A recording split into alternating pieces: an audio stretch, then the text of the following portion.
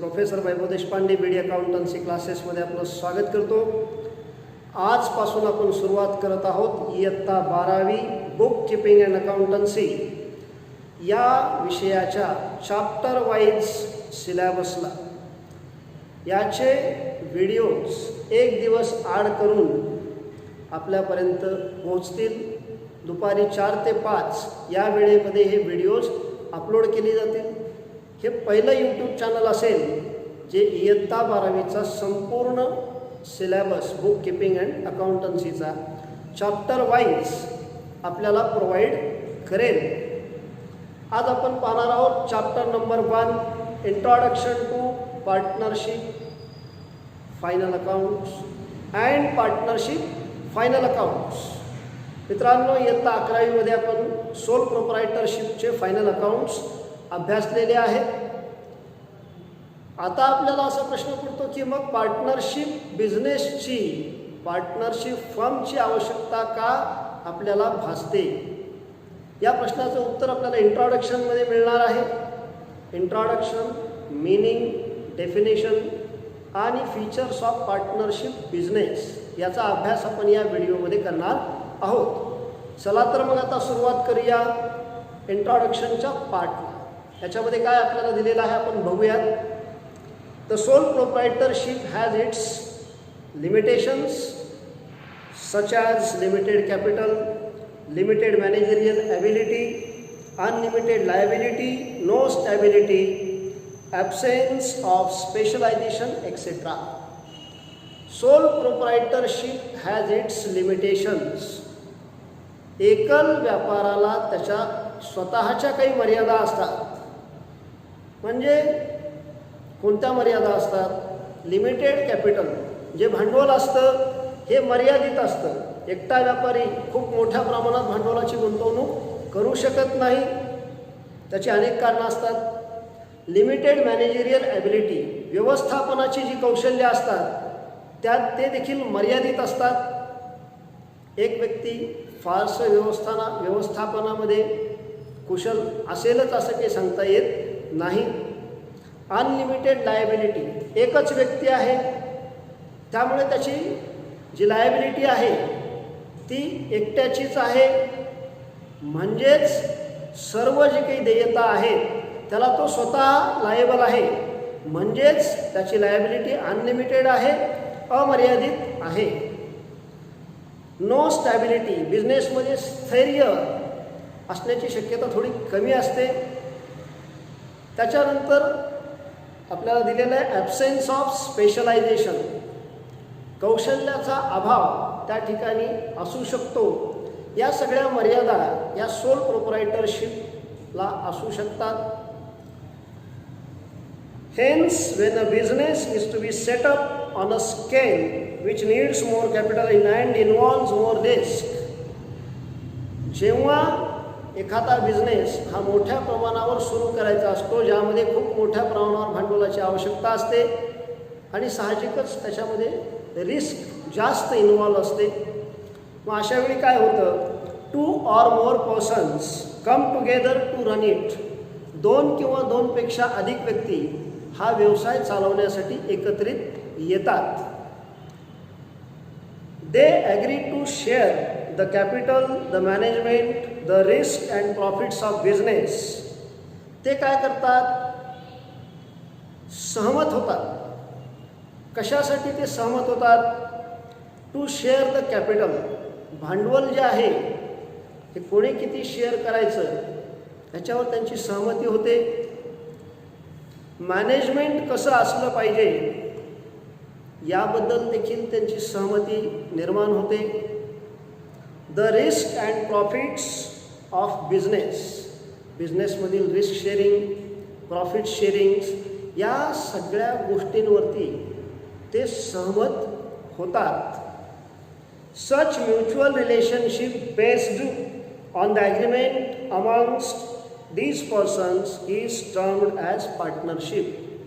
मग अशी जी काही म्युच्युअल अंडरस्टँडिंग आहे, त्यांची सहमती आहे व त्यांचं जे नातं आहे ते या ॲग्रीमेंटवरती त्यांच्यामध्ये झालेल्या डिपेंड असतं, अवलंबून असतं। आणि अशा म्युच्युअल ॲग्रीमेंटला आपण पार्टनरशिप असं म्हणतो.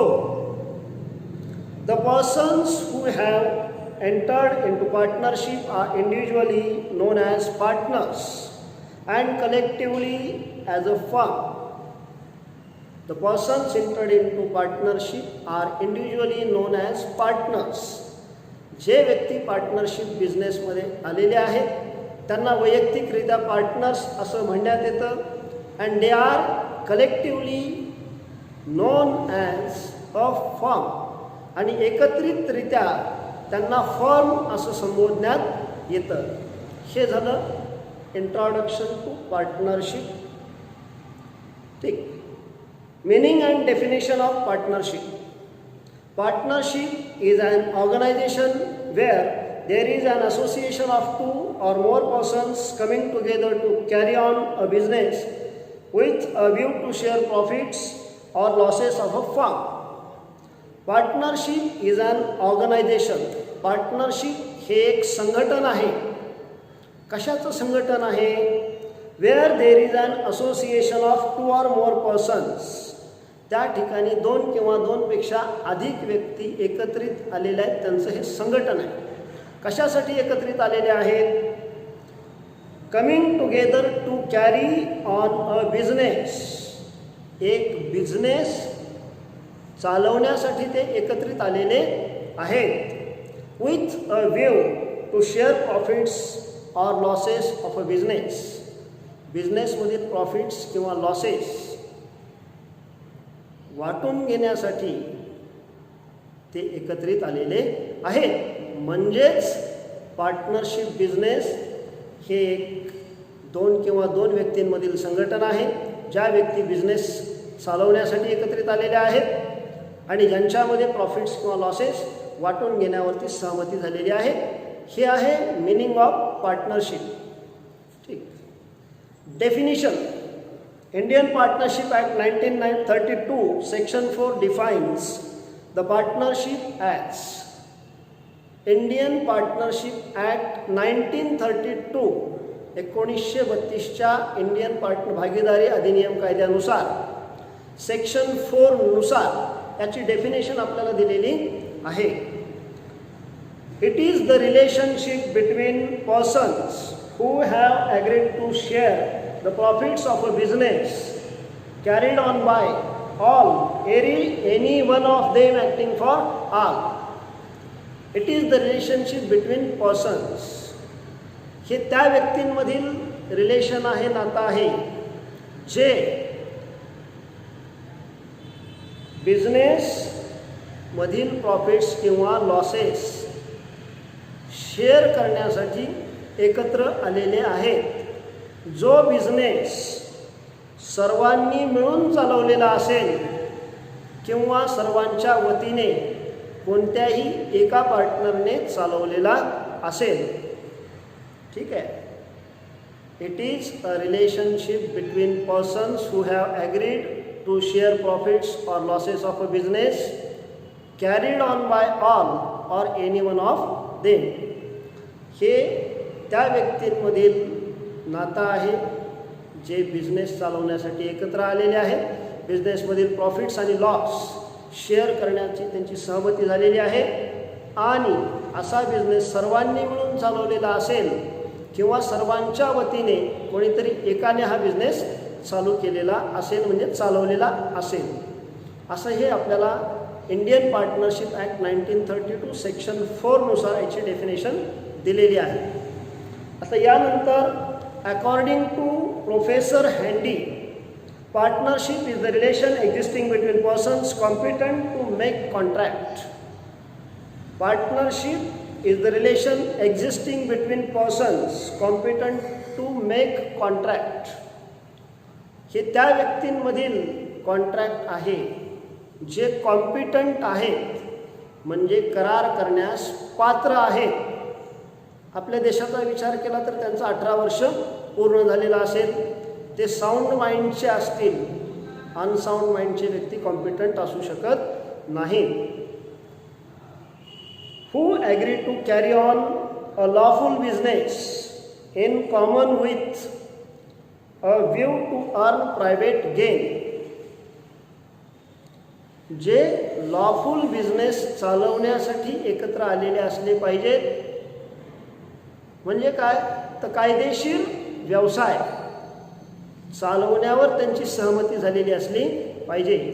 कुठल्याही कायद्याखाली तो बिझनेस हा अवैध ठरवला जाणार नाही. असा बिझनेस चालवण्यासाठी आणि त्यामधील प्रॉफिट्स म्हणजेच गेन्स अर्न करण्यासाठी ते एकत्रित आलेले असले पाहिजेत. यानंतर आपल्याला पाहायचे आहे फीचर्स ऑफ पार्टनरशिप. तर कुठली कुठली वैशिष्ट्ये आहेत. नंबर 1, त्या पार्टनरशिप फॉर्म्सची जी काही फीचर्स आहेत त्याच्यामधलं पहिलं फीचर आहे agreement. Partnership is a result of agreement between partners. Partnership कशातून निर्माण झालेली आहे. पार्टनर्सच्या करारामधून निर्माण झालेली आहे. त्यांच्यामध्ये जी म्युच्युअल अंडरस्टँडिंग आहे, सहमती आहे, त्यामधून पार्टनरशिप तयार झालेली आहे. It could be written or oral. हा जो करार आहे, ॲग्रीमेंट आहे, तो लेखी किंवा तोंडी असू शकतो. Written agreement is preferred so that it can be used as a proof in the court of law. म्हणजे काय झालं की if you want to avoid future disputes, it must be in writing so that you can use it as an evidence in the court of law. ते जर लेखी असेल agreement करार तर भविष्यात काही वाद निर्माण झाले तर आपल्याकडे पुरावा म्हणून हे ॲग्रीमेंट कोर्टामध्ये दाखवण्यासाठी, सादर करण्यासाठी असेल. And such written agreement is known as partnership deed. आणि हे जे लेखी करार झालेला असतो त्याला आपण म्हणतो पार्टनरशिप डीड. फ्रेंड्स, जर रिटन ॲग्रीमेंट नसेल तर काय होऊ शकतं. समजा 2 पार्टनर्स आहेत बिझनेसमध्ये एकत्र आलेले आणि त्यांनी असं तोंडी करार केला आणि ठरवलं की जो काही प्रॉफिट होईल तो आपण 50% शेअरिंग करून घेऊ. आणि अकाउंटिंग इयर संपलं आणि या इयरमध्ये समजा 1,00,000 रुपये प्रॉफिट झाला आणि 2 पार्टनर्समध्ये जो काही लेखी करार झाला, तोंडी करार झाला होता त्याच्यानुसार त्यांनी 50,000 रुपये प्रॉफिट शेअर केला पाहिजे. परंतु एक पार्टनर म्हणाला नाही, मी तुला 25,000 प्रॉफिटचा शेअर देईन, मी 75,000 घेणार. आपलं असंच ठरलं होतं. दुसरा म्हणतो नाही असं नव्हतं ठरलं. मग दोघांमध्ये जर भांडणं झाली तर तोंडी कराराला काही महत्त्व आहे का. मग याच्यामध्ये काही सोल्युशन निघू शकेल का. तर साहजिक आहे त्याच्यामध्ये सोल्युशन निघण्यास विलंब होईल. निघेल किंवा नाही आपण सांगू शकत नाही. परंतु याच ठिकाणी जर रिटन ॲग्रीमेंट असतं तर त्यानुसार त्यांना या ज्या काही शेअरिंग्ज आहेत त्या करता आल्या असत्या, कारण ते त्यांच्यावरती बंधनकारक असणार आहे. आता आपण दुसरं फीचर म्हणजे वैशिष्ट्य पाहणार आहोत. ते आहे नंबर ऑफ पार्टनर्स. किती पार्टनर्स असले पाहिजेत हे कायद्यामध्ये आपल्याला दिलेलं आहे. Minimum 2 partners are needed to start partnership firm. Partnership firm सुरू करण्यासाठी कमीत कमी 2 पार्टनर्सची आवश्यकता असते. And the maximum number of partners are 50 according to Companies Act 2013 amended in 2014.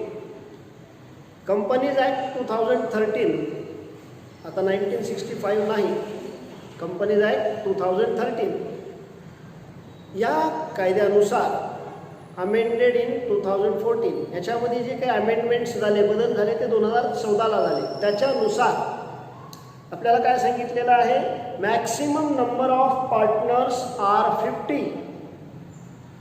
जास्तीत जास्त 50 पार्टनर्स असले पाहिजे आणि कमीत कमी 2 पार्टनर्सची आवश्यकता असते. 2पेक्षा कमी असतील तर पार्टनरशिप फर्म सुरू होऊ शकत नाही. हे दुसरं फीचर झालं.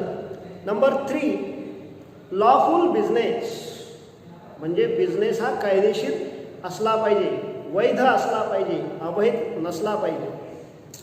त्याच्यात सांगितलंय business undertaken by partnership should be lawful. पार्टनरशिपने जो बिझनेस करायचं ठरवलेला आहे तो कायदेशीर असला पाहिजे. ज्याला बंधन घातलंय कायद्याने असा बिझनेस करता येईल का? आम्हाला गांजाची शेती करायची, प्रोडक्शन करायचे म्हणून आम्ही पार्टनरशिप केलेलं आहे, असं चालणार नाही. It cannot undertake business which is not allowed by state. कायद्याने ज्याला मान्यता दिलेली नाही असा बिझनेस आपण सुरू करू शकत नाही. The definition of partnership also does not permit any illegal business. पार्टनरशिपची जी डेफिनेशन आहे ती सुद्धा अशा प्रकारचा इलिगल बिझनेस म्हणजे अवैध व्यवसाय आपल्याला सुचवत नाही. तिने देखील याच्यावरती काय घातलेलं आहे? बंदी घातलेली आहे. पार्टनरशिप डेफिनेशनमध्ये सुद्धा अशा प्रकारचा इलिगल व्यवसाय आपण करू शकत नाही असं सांगितलेलं आहे.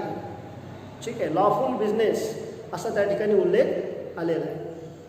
आता पुढचं जे फीचर आहे नंबर 4, चौथं वैशिष्ट्य कोणतं आहे? Sharing of profits and losses. नफा आणि तोट्याची विभागणी. याच्यामध्ये दिलेलं the purpose of partnership is to earn maximum profits. पार्टनरशिपचा पर्पज म्हणजे उद्देश हा जास्तीत जास्त नफा कमवणे हा असला पाहिजे किंवा असतोच. Partners have to share profits and losses according to the ratio given in the agreement. ॲग्रीमेंटमध्ये दिलेल्या ज्या काही गोष्टी आहेत त्याच्यानुसारच पार्टनर्सला प्रॉफिट्स किंवा लॉसेस हे विभागून घ्यावे लागतात. If the agreement is silent about the ratio, then profits and losses, loss sharing will be equal.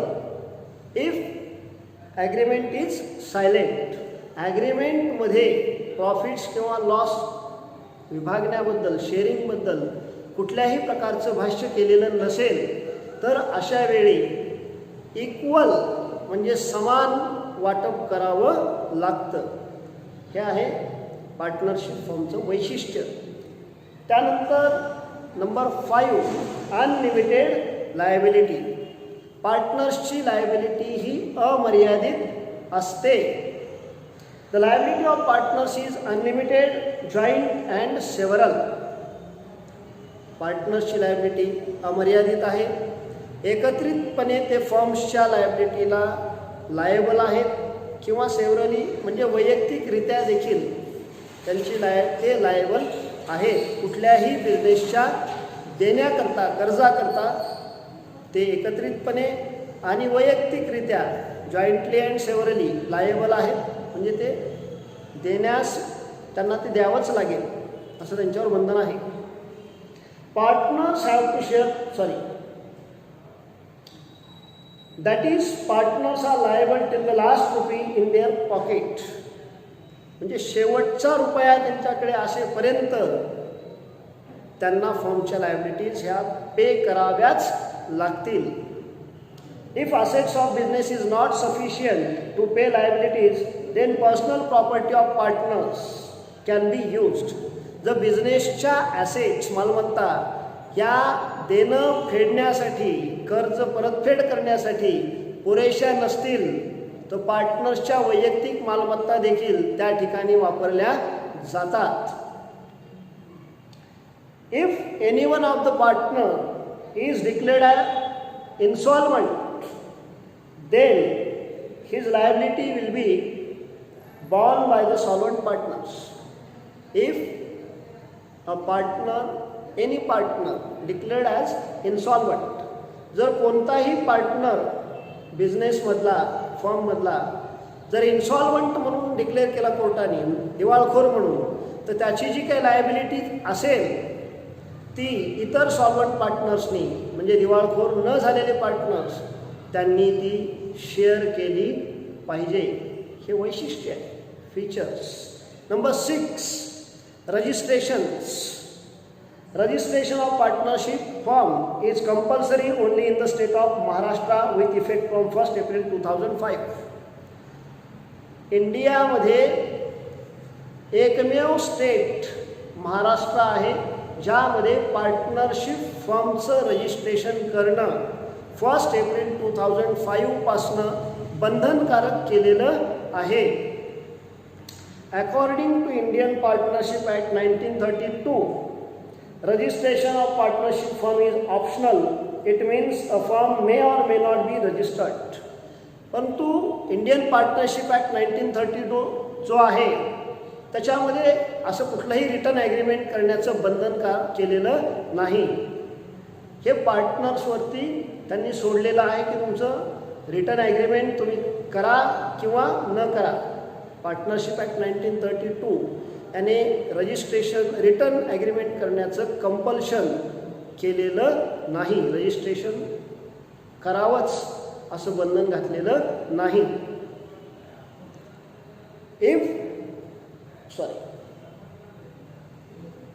Registration of firm merely certifies its existence.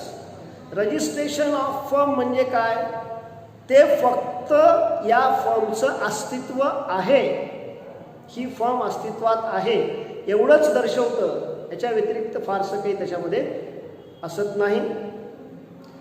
And it is a process of entering the name of partnership firm in the register of registrar. आणि याच्यामुळे काय होतं की जो partnership फर्मचं registration करणारा registrar आहे त्याच्या रजिस्टरमध्ये पार्टनरशिप फर्मचं नाव नोंद केलं जातं, रजिस्टर केलं जातं. याची ही प्रक्रिया आहे, त्याला आपण म्हणतो रजिस्ट्रेशन. लक्षात आलं का? महाराष्ट्र स्टेटमध्ये 1 एप्रिल 2005 पासनं पार्टनरशिप फर्मचं रजिस्ट्रेशन हे कंपल्सरी केलेलं आहे, बंधनकारक केलेलं आहे. परंतु इंडियन पार्टनरशिप ॲक्ट 1932 नुसार असं कुठलंही बंधन पार्टनर्सवर नाही. आणि रजिस्ट्रेशन म्हणजे काय करणं? रजिस्ट्रेशनमधून काय होतं? पार्टनरशिप फर्म अस्तित्वात आहे एवढं दिसतं. आणि रजिस्टर करणं म्हणजे काय?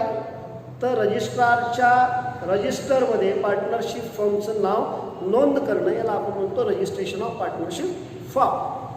त्यानंतर जॉईंट ओनरशिप अँड मॅनेजमेंट, एकत्रित मालकी आणि व्यवस्थापन म्हणजे जॉईंट ओनरशिप अँड मॅनेजमेंट. मग याच्यामध्ये काय दिलेलं आहे? Each partner is joint owner of the property of the firm.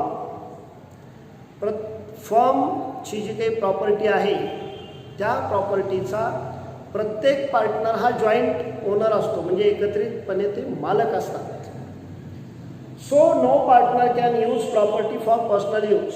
त्यामुळे कोणताही पार्टनर हा वैयक्तिक कारणासाठी फर्मची प्रॉपर्टी वापरू शकत नाही. All partners have equal rights in managing the firm. सर्व पार्टनर्सला फर्म मॅनेज करण्यासाठी, फर्मच्या व्यवस्थापनामध्ये भाग घेण्यासाठी इक्वल राईट्स आहेत, म्हणजे समान हक्क दिलेले आहेत. So all partners are jointly responsible for the management of the firm. So all partners are jointly liable or responsible for the management of firm.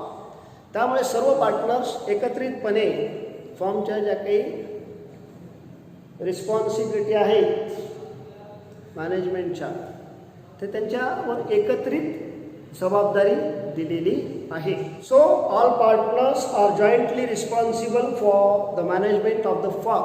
फर्मच्या व्यवस्थापनास सर्व पार्टनर्स एकत्रितरित्या जबाबदार आहेत. Next feature principal and agent. तर हे जे पार्टनर्समध्ये relation असतं ते असतं प्रिन्सिपल अँड एजंटचं. आता काय दिलेले आहे? Each partner works in two-fold capacities, that is principal and agent. प्रत्येक पार्टनर हा दोन प्रकारे ॲक्ट करत असतो, ते म्हणजे प्रिन्सिपल आणि एजंट. एक पार्टनर मुख्य असतो तर दुसरा त्याचा प्रतिनिधी असतो. दुसरा प्रतिनिधी मुख्य असतो तर एक प्रतिनिधी असतो. म्हणजे प्रत्येक पार्टनर हा प्रिन्सिपल पण असतो आणि एजंट पण असतो, असं ह्यांचं रिलेशन आहे. Partners acts as a principal of the firm with outsiders बाहेरील व्यक्तींसोबत ज्या वेळेला तो ॲक्ट करतो, म्हणजे वागतो, कृती करतो, व्यवहार करतो, त्यावेळी तो प्रिन्सिपल म्हणजे बिझनेसचा मुख्य आहे त्याप्रमाणे त्याला वागावं लागतं. And with other partners he acts as an agent. आणि इतर पार्टनर्ससोबत ज्यावेळेला तो कृती करतो, व्यवहार करतो, त्यांचं वर्तणूक असते, ती पार्टनरशिपमधील एक प्रतिनिधी आहे या पद्धतीने असते. आता शेवटचं फीचर आहे डिझॉल्युशन. डिझॉल्युशन म्हणजे काय? पार्टनरशिप फर्मचं विसर्जन, म्हणजे फर्म बंद करणे. आता ह्याच्यात काय दिलेलं आहे? A partnership firm can be dissolve through agreement between the partners. एखादी पार्टनरशिप फर्म ही तेव्हा बंद होऊ शकते, विसर्जित होऊ शकते, जेव्हा त्या पार्टनर्समध्ये ॲग्रीमेंट झालेलं असेल.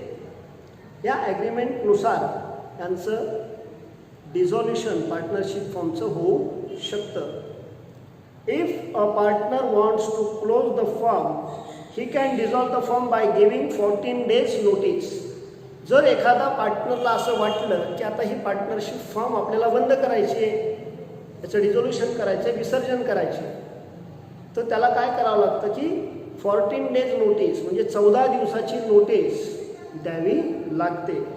The firm can also be dissolved if a partner dies or retires, becomes insolvent or insane. एखादी पार्टनरशिप फर्म आणखी कधी कशा प्रकारे बंद होऊ शकते, केव्हा बंद होऊ शकते, डिझॉल्व होऊ शकते, तर एखादा पार्टनरची डेथ झाली, समजा एखादा पार्टनर बिझनेसमधून रिटायर झाला, एखादा पार्टनर इन्सॉल्वंट म्हणजे दिवाळखोर झाला, किंवा इन्सॅन झाला म्हणजेच काय झाला, अनसाऊंड माइंड ठरला, तो शहाण्या व्यक्तींप्रमाणे जर वागत नसेल म्हणजे वेडा झाला, तर अशा वेळी देखील पार्टनरशिप फर्म डिझॉल्व होऊ शकते. म्हणजे पार्टनरशिप फर्म बंद केव्हा होऊ शकते? जर त्यांचा ॲग्रीमेंट झालेला असेल त्यानुसार ती डिझॉल्व होऊ शकते, बंद होऊ शकते. किंवा एखाद्या पार्टनरला वाटलं आता फर्म डिझॉल्व करायची तर तो 14 दिवसाची एक नोटीस देतो, त्याला द्यावी लागते. किंवा जर एखादा पार्टनरची डेथ झाली, रिटायर झाला, किंवा एखादा पार्टनर इन्सॉल्वंट म्हणजे दिवाळखोर झाला, किंवा अनसाऊंड माइंड झाला, अशा वेळी देखील पार्टनरशिप फर्म डिझॉल्व होऊ शकते.